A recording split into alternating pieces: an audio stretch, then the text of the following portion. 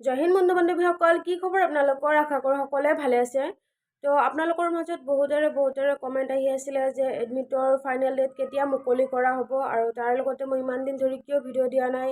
বহুত ধৰণৰ কমেণ্ট কৰি আছে যে বা ইমান দিন ধৰি কিয় আপুনি ভিডিঅ' দিয়া নাই, আৰু বহুতে কৈ আছে তোৰ লেপটপটো বেয়া হৈছে নেকি, তাৰ কাৰণে লেপটপটো দেখুওৱা নাই, লেপটপটোৰ কাৰণে ভিডিঅ' দিয়া নাই। তেনেকুৱা একোৱে নহয়। মই ইমান দিন ধৰি কিহৰ কাৰণে ভিডিঅ' দিয়া নাছিলোঁ আপোনালোকক জনাই দিম। আৰু তাৰ লগতে এডমিটৰ ফাইনেল ডেট কেতিয়া মুকলি কৰা হ'ব গোটেইখিনি এই ভিডিঅ'টোত আপোনালোকক জনাই দিম। তো দেৰি নকৰোঁ, ভিডিঅ'টো আৰম্ভ কৰিছোঁ। প্ৰথমে কৈ লৈছোঁ আপোনালোকক যে মই ইমান দিন ধৰি ভিডিঅ' কিয় দিয়া নাছিলোঁ। প্ৰথম কথাটো হৈছে যে মোৰ মাজতে বহুত দিন অসুখ হৈ আছিলে, তাৰ কাৰণে মই ভিডিঅ' দিব পৰা নাছিলোঁ।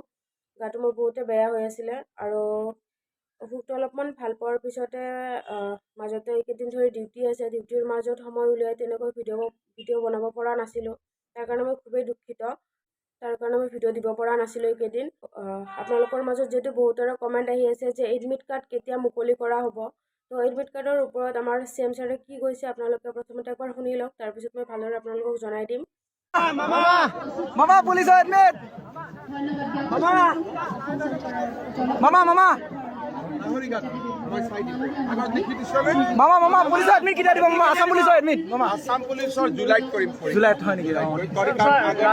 অলপ দৌৰাতকৈ কৰি আছো মই তহঁতৰ পৰীক্ষাৰ ডেটটো 26 জানুৱাৰীত এনাউন্স কৰিম। হ'ব ছাৰ, ঠিক আছে ছাৰ। জুলাইত হ'ব, জুলাই আগতে হ'ব। হ'ব ছাৰ।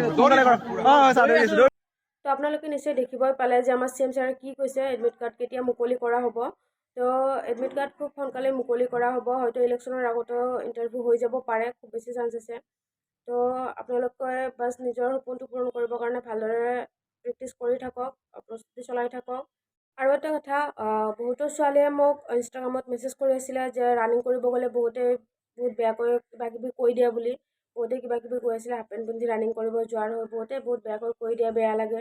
তো আপোনালোকক এটাই কথা কৈছোঁ যে নিজৰ সপোন নিজে পূৰণ কৰিব লাগিব। আনে কেতিয়াও সপোনটো পূৰণ কৰি নিদিয়ে।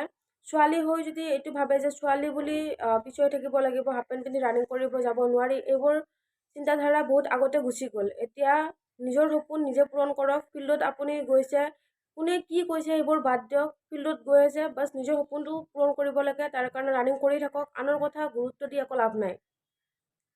কৈ থাকিব, বাদ দিয়ক সেইবোৰ। জাষ্ট নিজৰ সপোনটো নিজে পূৰণ কৰিবৰ কাৰণে কষ্ট কৰি থাকক। আৰু খুব সোনকালে ইণ্টাৰভিউ হ'ব, তাৰ কাৰণে আপোনালোকে নিজকে ভালদৰে প্ৰস্তুত কৰি ৰাখক। ভিডিঅ'টো বেছি দীঘলীয়া নকৰোঁ। তো আজিৰ ভিডিঅ'টো এইখিনিলৈকে আছিলে। যদি ভিডিঅ'টো চাই আপোনালোকৰ ভাল লাগে, ভিডিঅ'টো এটা লাইক কৰি দিব, তাৰ লগতে চেনেলটো ছাবস্ক্ৰাইব কৰি দিব আগন্তুক নতুন ভিডিঅ'বোৰ পাই থাকিবৰ কাৰণে। তো আজিৰ ভিডিঅ'টো এইখিনিলৈকে আছিলে। জয় হিন্দ।